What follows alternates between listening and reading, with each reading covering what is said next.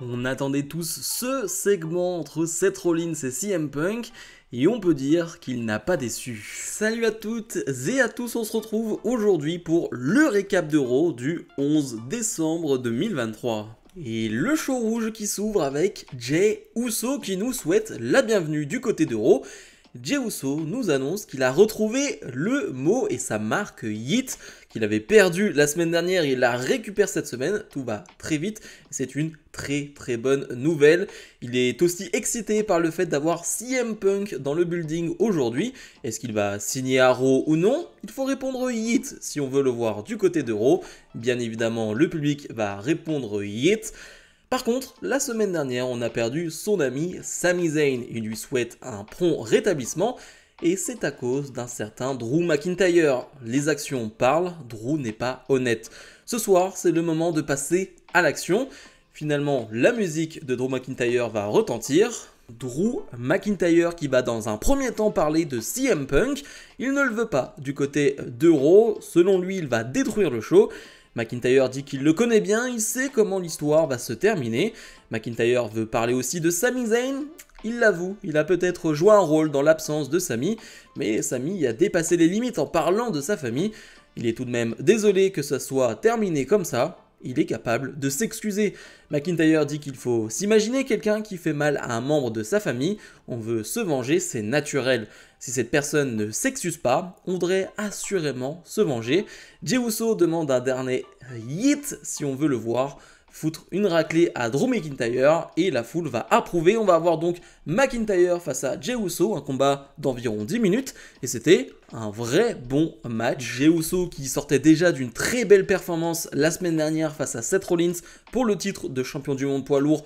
Eh bien, il recommence cette semaine face à Drew McIntyre. Le match a certes moins d'enjeu, mais psychologiquement et personnellement, il a de l'enjeu. Fait intéressant pendant le combat, il y a quelques semaines, McIntyre avait déjà battu Jey Uso et il l'avait battu avec le Future Shock DDT. Eh bien, cette fois-ci, il ne va pas gagner de cette manière-là. Jey Uso va réussir à se relever, va réussir même à porter un spear par la suite, mais qui ne va pas suffire. McIntyre va devoir tricher pour l'emporter. Il va enlever la protection dans l'un des coins du ring et c'est à ce moment-là que l'arbitre va avoir le dos tourné et McIntyre va mettre les mains dans les yeux de Jey Uso, ensuite enchaîner avec un Claymore et l'emporter. McIntyre qui était beaucoup plus agressif dans ce combat, qui gagne donc avec de la triche. Bref, le changement de personnage de Drew McIntyre est en train de s'effectuer. Pas dit que cette histoire entre les deux se soit terminée ainsi aujourd'hui. Il y aura peut-être un gros combat entre les deux avec une grosse stipulation pour réellement en terminer, mais la promo et le match étaient encore une fois de bonne qualité. Rhea Ripley fait face à Maxxine Dupri, un match qui avait été annoncé il y a quelques jours et c'était une bonne surprise sur le papier. Et j'avais posé la question sur les réseaux sociaux, est-ce qu'on va avoir une destruction ou un vrai combat? Et certains m'avaient dit eh bien ça n'aurait aucun intérêt d'avoir une destruction de la part de Rhea Ripley. Ça ne ferait pas avancer le personnage de Rhea et le personnage de Maxxine Dupri. Et j'étais totalement d'accord avec ça. Eh bien c'est pas du tout ce qu'ils vont faire. Ils ne vont pas nous écouter, ils vont faire une destruction. Ça va durer 2 minutes. Et même pendant ces 2 minutes, c'est pas très bon d'ailleurs. Je ne sais pas trop ce qui se passe. Est-ce que c'est Rhea ou Maxxine Dupri? Alors ce serait facile de rejeter la faute sur Maxxine Dupri qui a très peu d'expérience. Mais la façon dont Rhea Ripley n'arrive pas à porter sa powerbomb, n'arrive pas à porter son finish, un peu bizarre. Donc je sais pas si Rhea Ripley était dans un mauvais jour, très bizarre. Mais ce qui est sûr, c'est qu'elle va l'emporter en 2 minutes et que ça n'apporte rien. Ça n'apporte rien à Maxxine Dupri parce que ça dure trop peu de temps et ça n'apporte rien à Rhea Ripley. Et c'est l'un des problèmes du règne de Rhea Ripley, c'est ces victoires trop faciles qui détruisent finalement certains personnages dans la division, mais qui n'apportent rien du tout. On a finalement un petit face-à-face entre Rhea Ripley et Ivy Nile qui est vraiment bien booké depuis qu'elle est arrivée du côté de Raw avec les Creed Brothers. Encore une qui va se mettre dans la liste des possibles challengers de Rhea Ripley dans les prochaines semaines, mais un match vraiment inutile. Adam Pearce accueille CM Punk sur le ring. Punk a discuté avec Nick Aldis du côté de SmackDown, Shawn Michaels du côté de NXT, mais aujourd'hui c'est le moment de la décision. CM Punk tout simplement à penser à ça toute la semaine, ça le préoccupe car il nous aime. Mais la vérité est que cette salle aujourd'hui n'a jamais été la plus positive envers CM Punk. Il y a beaucoup de fantômes dans les vestiaires, il préfère les éviter. Il a débuté dans cette salle avec Mickie James à son bras, CM Punk qui se permet de citer Mickie James, tranquillement. C'était tellement bon qu'ils l'ont envoyé du côté de l'Ohio Valley Wrestling après ce moment. Punk dit qu'il a appris à aimer la WWE, il était prêt à devenir champion du monde aussi dans cette salle, mais Randy Orton l'a frappé dans ce vestiaire il y a 10 ans. On lui a enlevé le titre ce soir-là. Il devait prendre la plus grande décision de sa vie et il ne la regrette pas. Il avait une petite fille en backstage, ici, qui était déçue par lui. Alors il comprend qu'on soit déçu de lui, mais CM Punk le dit aujourd'hui, il s'excuse d'être parti de cette manière. CM Punk nous dit qu'il a pris sa décision il y a déjà quelques semaines, lorsqu'il a vu Cleveland sur le calendrier. Il va signer du côté de Raw. Et si on est heureux, si on est fâché, il faudra apprendre à l'aimer, car la nouvelle star de Raw est CM Punk. Et CM Punk est à la maison. CM Punk va signer ensuite le contrat. Mais la musique du champion du monde poids lourd, Seth freaking Rollins, va retentir. Les deux vont avoir un face-à-face pendant quelques secondes, voire presque quelques minutes. La foule chante un peu pour les deux d'ailleurs, ce qui est intéressant. Rollins va prendre le micro et souhaite la bienvenue à CM Punk du côté de Monday Night Rollins. Rollins dit que CM Punk est chanceux d'être ici sur le ring aujourd'hui, mais Punk pourrait lui rendre une petite faveur. Punk ne doit pas nommer cet endroit sa maison. Ça, c'est la chose que déteste le plus Seth Rollins. CM Punk n'a pas le droit d'appeler cet endroit sa maison car il y a 10 ans, CM Punk l'a abandonné et Punk a essayé de la briser. Punk a passé 10 ans à insulter tout le monde ici et en backstage et il ose dire que c'est sa maison. Ce n'est pas la maison de Punk, mais bien celle de Seth Rollins. En backstage, c'est ses frères, ses sœurs, tous les fans sont sa famille et c'est notre maison ici. Il fera tout en son pouvoir afin de la protéger des gens comme CM Punk. Il va être clair sur une chose, sans confusion. Il déteste CM Punk. Mais si CM Punk veut faire partie de la WWE une nouvelle fois, il veut CM Punk du côté de Raw. La vérité sort toujours et il le sait. Punk le sait, tout le monde le sait, c'est la dernière chance de Punk. Alors soit Punk va montrer qui il est et s'auto-saboter et il prendra la responsabilité de le mettre à la porte, ou bien si par miracle CM Punk a changé et qu'il lui reste de l'essence dans son vieux réservoir, peut-être qu'un jour CM Punk sera suffisamment chanceux afin de le croiser sur le ring pour un match de titre mondial et il en profitera pour montrer qui est l'arnaque CM Punk. Il va tracer des cercles autour de CM Punk et va montrer à quoi ressemble vraiment le meilleur du monde. CM Punk va finalement prendre le micro pour dire une seule chose, il va l'officialiser, il sera dans le Royal Rumble 2024 et peut-être lorsqu'il aura gagné ce Royal Rumble, il ira affronter Seth Rollins. Cette promo se termine là-dessus, c'était gigantesque. C'était la promo qu'on attendait entre Rollins et CM Punk, on ne savait pas quand elle allait arriver. On a vu depuis le début, depuis le retour de Punk, les réactions de Seth Rollins en live event, même après Survivor Series, cette haine qu'il a envers lui qui est mi-réelle, mi-bien évidemment storytelling, storyline. Et ça me plaît. Ça me plaît quand il y a une vraie histoire qui s'inclut dans la fausse histoire. Ça me plaît beaucoup, ça donne souvent de très très belles choses. Et là je pense qu'on s'y dirige tout droit. Alors, c'est pas encore le moment de mes pronostics pour le Royal Rumble, mais je pense qu'on est tous assez intelligents pour comprendre que le favori aujourd'hui c'est CM Punk pour remporter le Royal Rumble. On aura le temps d'en reparler, mais ce premier segment entre Seth Rollins et CM Punk était excellent. Et c'est la première étape seulement entre les deux. Il y en aura plein d'autres dans les prochains mois, peut-être pas dans les prochaines semaines. Je pense que les deux vont être assez écartés. On va les mettre assez loin de l'un de l'autre pour le moment, mais c'était un segment important qui, franchement, nous a tous hypés, je le pense. Bronson Reed fait face à nouveau à Ivar. Leur dernier combat s'était terminé avec un décompte à l'extérieur des deux. Et donc, on a un nouveau match entre les deux. Et Michael Cole le dit, c'est un match qui peut clairement déterminer qui sera le prochain challenger de Gunther. En tout cas, c'est une victoire qui ferait vraiment du bien. On a un match plus court que la dernière fois, c'est dommage, parce que c'est toujours aussi bon quand les deux sont sur le ring. Quand ces big men s'affrontent, personnellement, ça me plaît toujours autant. et malheureusement c'est un poil court. Un poil court, mais ça nous laisse quand même un peu de temps pour apprécier cela. Quand je vois Ivar porter des Swanton Bombs à l'extérieur du ring, ça me fait tellement mal pour lui parce qu'avec son poids, la vitesse dont il arrive sur le sol, bref, c'est impressionnant. Et un Bronson Reed qui finalement va prendre la victoire. Et ce que j'aime, c'est qu'il prend la victoire avec une superplex, pas forcément son big splash, mais non, une grosse superplex du haut de la 3e corde, très impressionnante. Et donc Bronson Reed qui prend une victoire qui sera intéressante pour la suite, parce qu'il y a pas mal de monde qui se bouscule au pied de Gunther pour avoir une chance pour ce titre intercontinental, et Bronson Reed, je pense, va en redemander une. Le Judgment Day sur le ring, et Damien Priest veut nous rappeler que le Judgment Day est toujours aussi puissant, certes. Il y a des choses qui se passent pas très bien en ce moment du côté du Judgment Day, mais le Judgment Day run toujours la WWE. Mais finalement, R-Truth va les interrompre. R-Truth qui a fait son retour il y a quelques semaines du côté des Survivor Series et qui est au top de sa forme, déjà physiquement, mais surtout en termes de comédie, il est incroyable. Lui qui pense avoir rejoint le Judgment Day, c'est pas vraiment le cas. Mais en tout cas, il va être présent. Il dit qu'il voulait décorer la loge, mais ils ont visiblement barré la porte. Comment est-ce possible de lui faire ça et en plus de ne pas l'inviter pour la fête sur le ring? JD McDonald dit que ce n'est pas une fête, et même si c'en était une, R-Truth ne serait sûrement pas invité.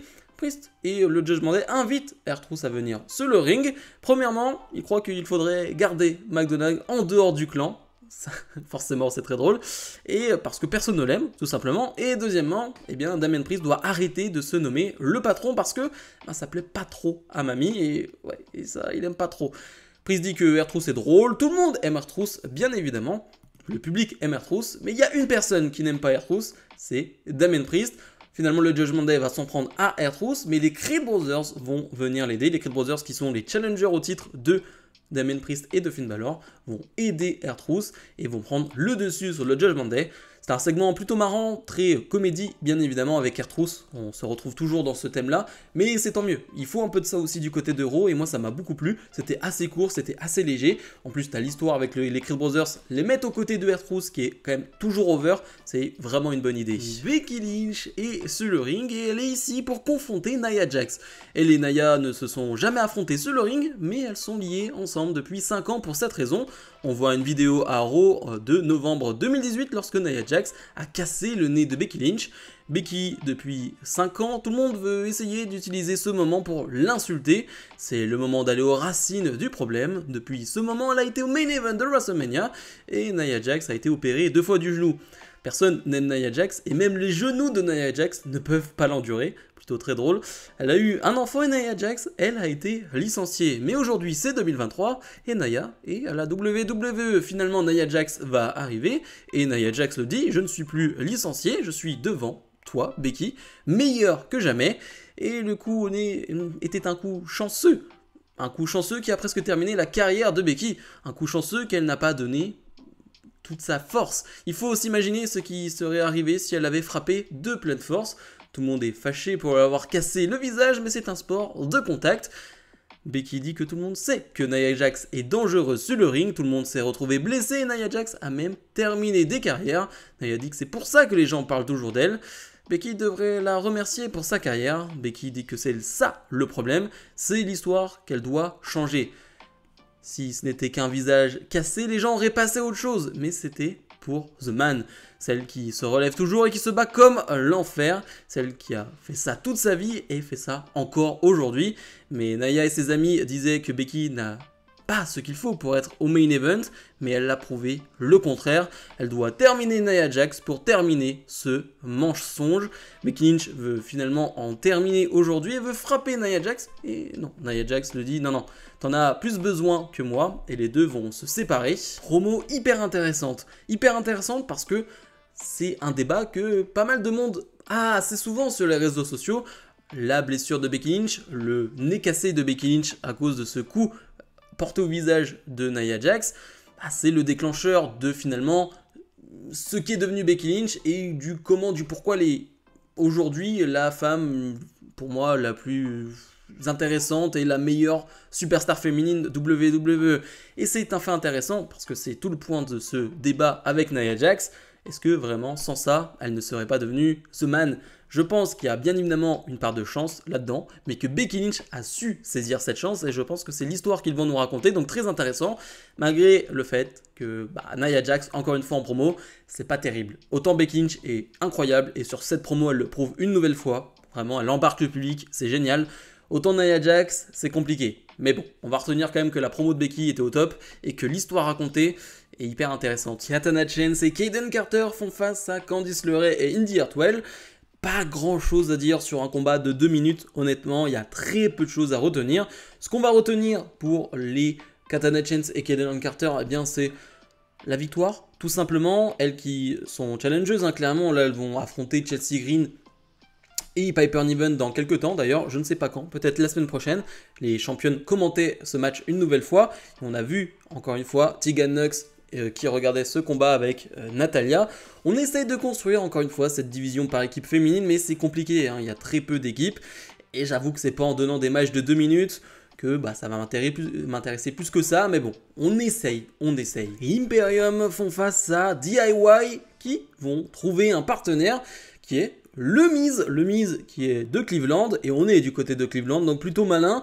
On va donc avoir un 3 contre 3 de 7-8 minutes, qui était vraiment très bon. J'en parlais la semaine dernière, je pensais que ça en était fini de DIY face à Imperium. Ah, pas vraiment, pas réellement, mais cette fois-ci, il y a Gunther rajouté dans ce combat, il y a The Miz, sachant l'histoire entre les deux, et on va revenir sur cette histoire après. Donc c'est plutôt normal, mais bon, c'est vrai que c'est un match qu'on a vu et revu. T'as l'ajout de Gunther et Miz qui apporte quelque chose à ce combat, ça reste très qualitatif. J'aime beaucoup la fin de combat avec la soumission qui est portée sur Gunther, plus la soumission qui est portée par Gargano sur Ludwig Kaiser, et c'est finalement Giovanni Vinci qui va sortir une springboard, descendre du coude pour sauver tout ça, mais va se faire surprendre par le Miz et prendre un Skull Crushing finale. Donc victoire de DIY et du Miz. La pré-match et surtout en backstage, intéressant, Miz va challenger à nouveau Gunther pour un match. Gunther va accepter mais va lui dire « Si tu perds, tu ne pourras plus jamais me challenger ». Donc ça c'est intéressant, le match devra arriver dans les prochaines semaines. Je parlais justement de show qui devait faire patienter avant le Royal Rumble. Et bien avec ce genre d'histoire, ce genre de match, c'est plutôt très bien réalisé. Et le main event donc, Cody Rhodes fait face à Shinsuke Nakamura. Un match qui va durer un peu plus de 10 minutes et on va le dire directement. Pourquoi l'avoir mis en main event? C'est une grosse erreur. Je trouve pas que ce soit un mauvais match. Je trouve qu'il y a plutôt une alchimie entre les deux. Mais je comprends pas pourquoi il a été mis en main event. Honnêtement, il aurait pu être mis en opener, vraiment de ce show, totalement, vu la fin du match. Parce qu'on le voit arriver à des kilomètres, on savait exactement ce qui allait se passer, franchement, je pense qu'on l'avait tous prédit, et c'est arrivé. Et du coup, on termine le show sur une note bof. Alors que le match est sympathique, je trouve, il y a une réelle chimie, il y a des transitions en prise de soumission de la part de Shinsuke qui sont vraiment très belles, donc ça se passe plutôt bien. Mais il y a cette fin donc où Shinsuke Nakamura se sent débordé et va donc utiliser le mist et donc forcément se faire disqualifier. Nakamura qui veut s'en prendre après à Cody Rhodes, mais les Creed Brothers vont venir l'aider. D'ailleurs, ce qui est très bête parce que les Creed Brothers ne vont pas faire attention si bien que ça à Cody Rhodes parce que Nakamura va pouvoir l'attaquer une nouvelle fois. Bref, vraiment une très mauvaise idée, très mauvaise idée de la mettre en main event. On aurait pu tellement avoir le segment entre Punk et Rollins en main event, et non, on a décidé de mettre ça. Vraiment, c'était un mauvais choix. Vraiment, de base, je pense que c'était un mauvais choix, et avec le segment, ce qu'ils nous ont fait pour terminer le show, c'est un mauvais choix. Donc, vraie grosse erreur de la part des bookers. Bilan de ce Raw, malgré ce main event, on est sur un bon 8 sur 10 pour moi. Forcément, ce main event et cette fin fait baisser un peu la note, mais je trouve que le Raw était vraiment de grande qualité, et surtout de belles promos pendant ce Raw, je trouve. Je pense forcément à celle de CM Punk et Rollins, je pense à celle de Becky Lynch, même au début de show entre Drew McIntyre et Jay, c'était vraiment bon, et le segment comédie avec le Judgment Day et R-Truth, c'était très bon. Et c'est finalement les matchs qui m'ont peut-être un peu moins intéressé. Le McIntyre Jey Uso était vraiment bon, mais sinon dans l'ensemble, c'était moyen, sans plus, pas hyper intéressant. Mais forcément, quand tu as un segment avec Rollins et CM Punk qui est de ce niveau-là, et n'hésitez pas à me dire ce que vous en avez pensé en commentaire, mais personnellement, j'ai trouvé que c'était un très grand segment dont je me rappellerai pendant quelques temps, je pense, ça élève la note. Franchement, un bon Raw très qualitatif. Comme d'habitude, n'oubliez pas de mettre le pouce vers le haut, de vous abonner, et nous on se retrouve dès demain pour ma review de NXT. Salut, salut!